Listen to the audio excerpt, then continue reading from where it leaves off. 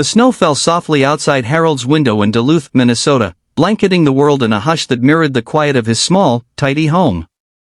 At 78, Harold Jensen had grown accustomed to silence since his wife, Margaret, passed 3 years ago. The house felt too big for one person, its walls echoing with memories of laughter and shared suppers. But tonight, Harold sat at his oak desk, a single lamp casting a warm glow over a sheet of paper trembling in his weathered hands. It was a letter, written in a child's careful, uneven script, the ink smudged in places as if tears had fallen on the page. "Dear Mr. Harold," it began, "my name is Amira. I am 12. I live in a camp in Syria. Thank you for your letter. It made me smile." Harold's eyes, clouded with age, glistened.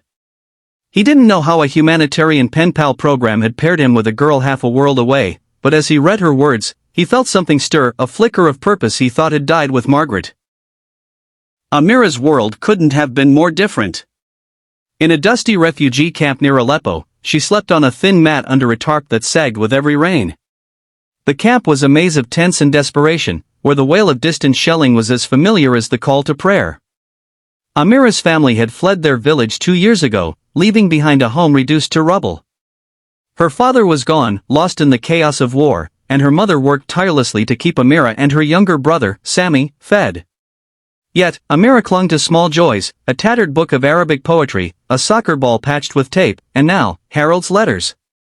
His first one arrived on a day when hunger gnawed at her stomach, describing Minnesota's lakes and his late wife's rhubarb pie. Amira didn't know what rhubarb was, but she imagined it tasted like hope. Harold had joined the pen pal program on a whim, nudged by his daughter, Ellen, who worried about his loneliness.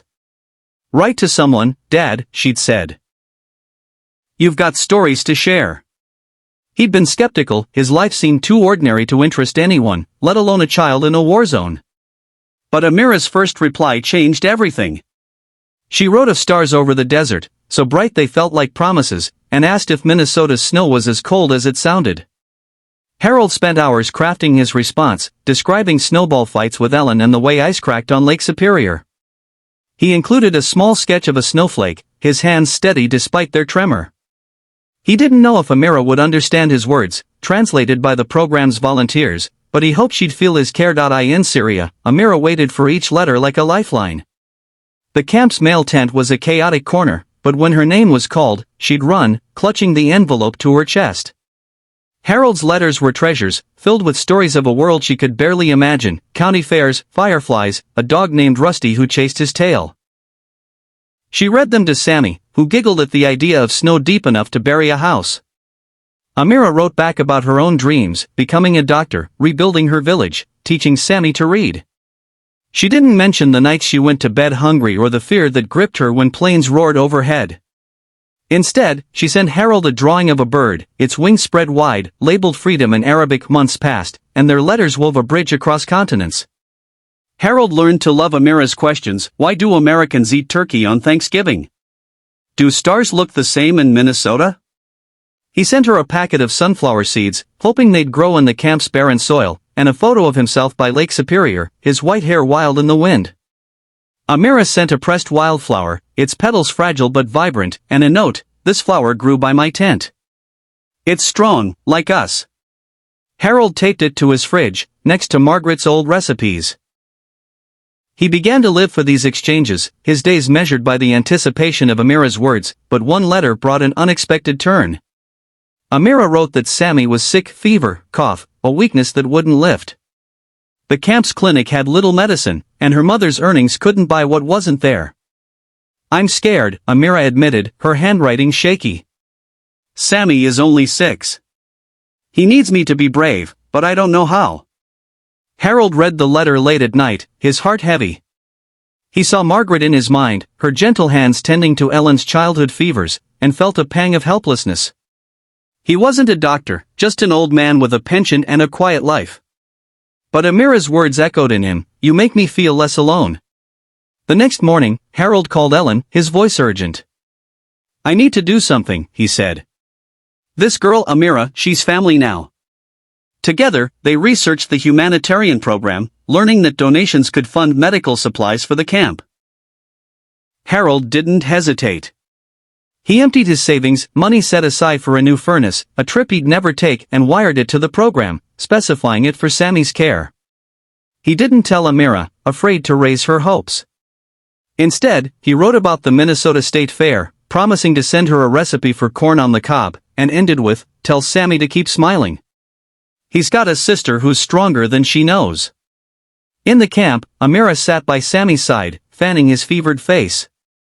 The clinic had new supplies, antibiotics, fluids, things Amira didn't understand but trusted. Sammy's cough eased, his eyes brighter each day. Amira didn't know how it happened, only that a volunteer mentioned it, generous donor. She wrote to Harold, her words tumbling out, "Sammy is better.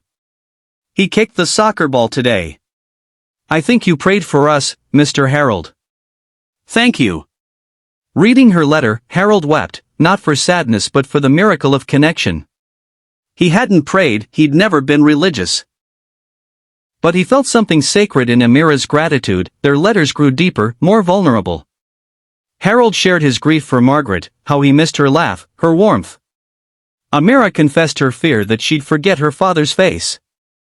They traded dreams. Harold wanted to see the ocean again, Amira wanted to see a library full of books. One day, Harold received a package, not just a letter, but a small woven bracelet, its threads red and blue. Amira's note explained, "I made this for you. In Syria, we give bracelets to people we love." Harold slipped it onto his wrist, his throat tight.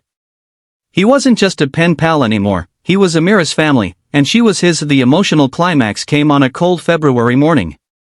Harold's mailbox held a letter, but this one was different, a video message, sent through the program's digital platform. Amira's face filled his old laptop screen, her dark eyes bright despite the camp's stark background. "Mr. Harold," she said, her voice soft but clear, "you saved Sammy. The doctor told us about the money you sent. I don't have words, but I have this." She held up a drawing, a man with white hair and a girl with a braid, holding hands under a sky of stars. "This is us," she said. "You're my grandfather now." Behind her, Sammy waved, a shy grin on his face. Harold watched the video 3 times, tears streaming down his cheeks. He'd given money, yes, but Amira had given him something greater, a reason to live again. Harold's final letter was his longest. He wrote of Margaret's love, how it lived in him still, and how Amira's courage reminded him to keep going. "You've taught me that kindness crosses oceans," he wrote. "You and Sammy are my family, too. I'll keep writing as long as I can hold a pen." He included a photo of himself wearing the bracelet, standing by a frozen Lake Superior, and a promise, "Someday, I'll send you a book for that library you dream of." In Syria, Amira read his words under the desert stars, her heart full. She whispered to Sammy, "Mr. Harold's love is bigger than the war." Their letters continued, a steady rhythm of hope. Harold's neighbors noticed a change in him, a spark in his eyes, a spring in his step. Amira's mother saw her daughter's smile return, brighter than ever.